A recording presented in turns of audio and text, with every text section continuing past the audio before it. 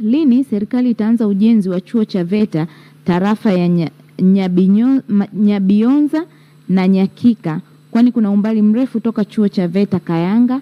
Swali hilo linapatiwa majibu na Mheshimiwa Naibu Waziri Wanu Amer.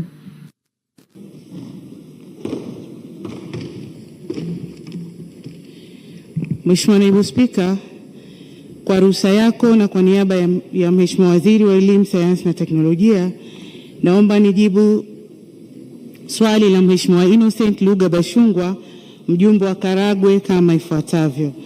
Mheshimiwa Naibu Spika, ni kweli katika wilaya ya Karagwe serikali imejenga chuo cha VETA cha wilaya kilichopo Kayanga ambacho kina mabweni na kinaendelea kutoa mafunzo.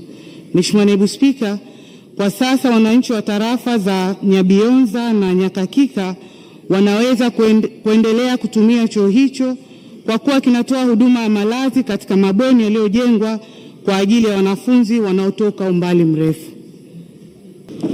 Mheshimiwa Naibu Spika, kwanza nimpongeze kwa kufuatilia mambo yanayohusiana na jimbo lake, lakini Mheshimiwa Spika, serikali inatambua kwamba uhitaji wa uzio kwa vyuo vya VETA ni kwa vyuo vyote vile ambavyo vimejengwa vya wilaya.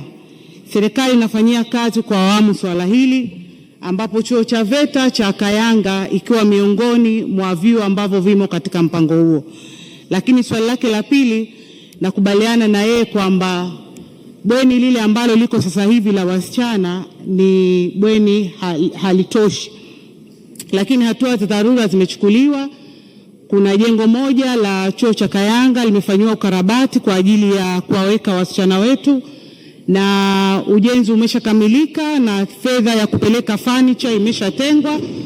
Kwa hiyo muda wote furniture zitapelekwa na watoto wataanza kutumia bweni hilo ambalo litakuwa na uwezo wa kuchukua wasichana 80.